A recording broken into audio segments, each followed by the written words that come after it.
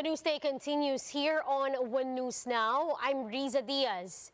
The government is holding the fourth phase of the National Vaccination Drive as they look to inoculate around 1.8 million individuals. Let's get more details on this. We have Faith Del Mundo reporting to us live from Quezon City. Faith, good afternoon. Has the government reached a target number yet? Yes, Risa, unfortunately, the target for the fourth national vaccination drive has not been met. Because of this, the health department is now looking to extend the national vaccination drive to widen the reach. In today's Laging Handa briefing, Undersecretary Mirna Gov't said around 836,000 doses were administered so far during the fourth wave of the nationwide mass vaccination. This, however, is only 44% of their target number of 1.8 million individuals.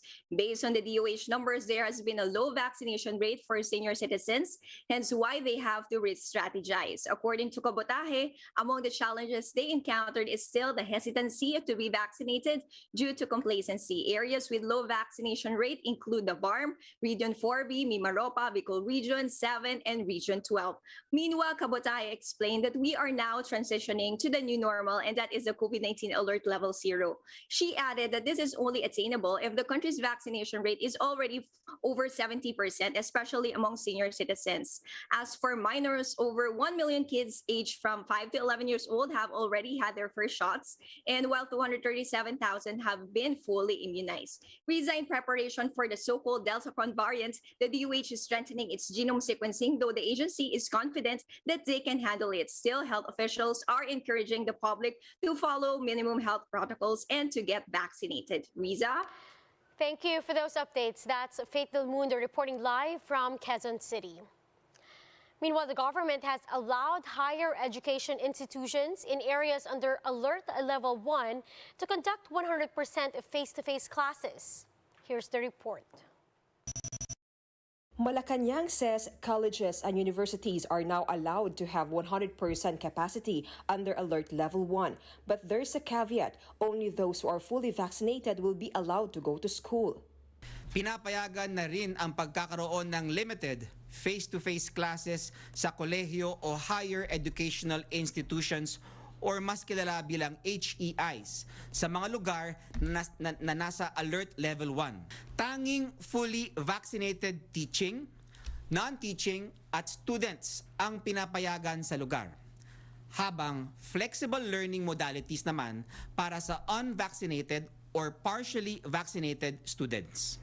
Despite this, colleges are still free to choose best learning modality depending on their situation. The government says universities and colleges should assess their own reopening capability and to seek assistance from their LGUs. It is in the discretion of the HEIs to choose which learning modalities should they operationalize, as long as there will be continuity of learning. Under IATF Resolution 164, students older than 21 years old who will participate in face-to-face classes should be covered by PhilHealth or any medical insurance to cover any possible expense caused by COVID-19. Those aged 21 years old and below are advised to become dependents of their parents' or legal guardians' insurance. Meanwhile, the Education Department says it's still not possible for elementary and high schools to conduct 100% face-to-face classes. Currently, around 6,122 out of more than 40,000 public schools have started conducting face-to-face classes in the country.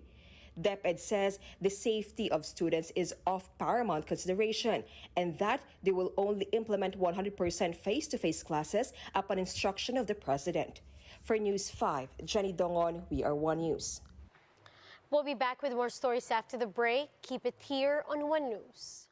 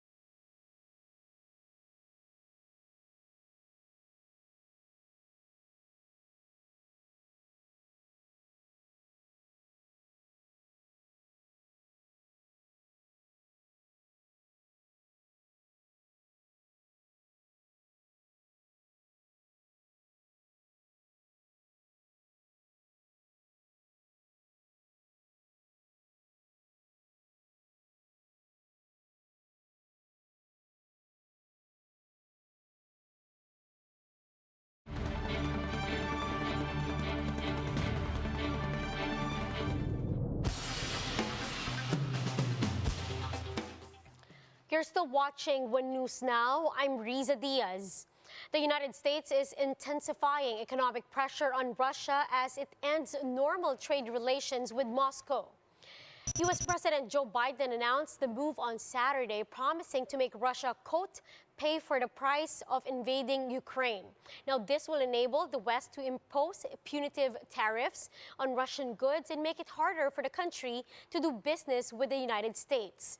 Washington has recently banned the export of goods to Russia and its ally Belarus, including jewelry, clothing, and vehicles. That's on top of the ban on imports of Russian oil and gas products. Let's now take a quick look at today's other top stories. The Foreign Affairs Department reports that over 300 Filipinos have left Ukraine amid the ongoing invasion of Russia in the country. Of this number, some 150 OFWs have been repatriated, while 159 have already evacuated to neighboring countries. Rights group Karapatan condemns recent attacks on journalists, citing the charges against news site Rappler and the assassination attempt on Baguio-based journalist Aldwin Quitasol. It also called out Solicitor General Jose Calida's petition against Rappler's fact-checking deal with the COMELEC. And the Transportation Department has launched an automated fare collection system, which aims to provide a contactless payment option. Called Jeep Pay, the cashless and cardless predictive mobile app caters to PUVs, transport operators, and commuters as all in one united platform.